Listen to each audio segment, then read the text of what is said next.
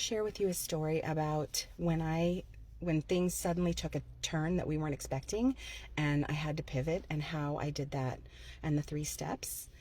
So what happened one year was when my oldest one was little. I didn't have coaching back then, but I'm someone who makes decisions pretty quickly. My husband got stuck in Mexico, and he was going to be stuck in Mexico over the holidays, over both Christmas and New Year's. So I had to scramble and figure out what to do because we had no family here, and I'm taking care of this little 3-year-old working full-time by myself. I had to humble myself and ask for help because I was taking him to a daycare, but my shift lasted longer than the daycare was open. So usually he would have gotten him.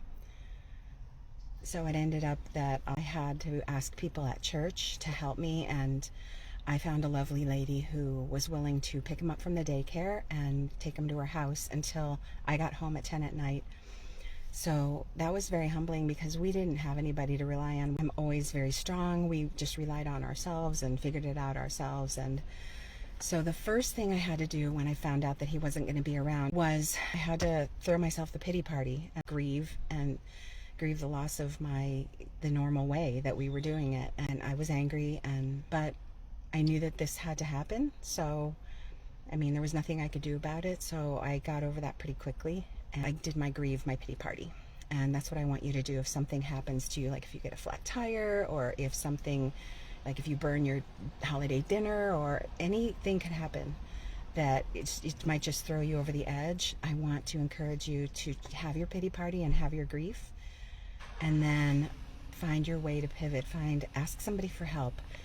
Write down all the people or all the ways that you could get help. It could be anything. I don't want you to think, oh, that won't work. Just write it down anyway, because if you say that won't work when you're writing stuff down, your brain won't be in the flow and it getting you more ideas and more ideas. So, for example, if you have a huge bill and you suddenly can't pay it because you don't have enough money, write down all the ways. Write down anything, rob a bank.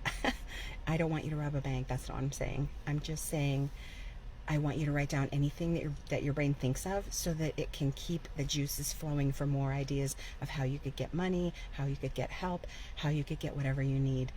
So that is taking action quickly so that your brain doesn't spin. Because if you just keep having your pity party and ruminating on it and woe is me, it's just going to make you spiral. It's going to make you freeze. It's going to make you stuck. And I don't want you to go down that road. I want you to have your pity party for 5 or 20 minutes or half hour or an hour, and grieve and get angry and write it all out that you're angry, and write it in your journal, all your feelings, and then start figuring out where you can get help from or how you can pivot. So that's the second part, is to write it all out for your pivot, where you can get help from. The third thing that I did was decided what we were going to do to make it work. So I wrapped everything. I got a bunch of decorations. I got a little tree, and we took a bunch of stuff in our car down to Mexico for Christmas.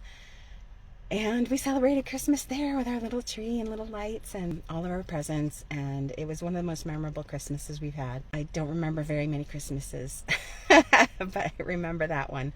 And I mean, it wasn't the funnest time in our lives, but we pivoted and made it work, and it was just the 3 of us. We didn't go on our usual Christmas hike, but we had fun. And we actually did the same thing for New Year's Eve. I didn't bring a bunch of presents, but we went down for New Year's Eve as well, over to New Year's Day. So those are the 3 steps that I want you to try. For anything, it doesn't have to be December, but December's so crazy and so much stuff happens and could go wrong that I want you to try that.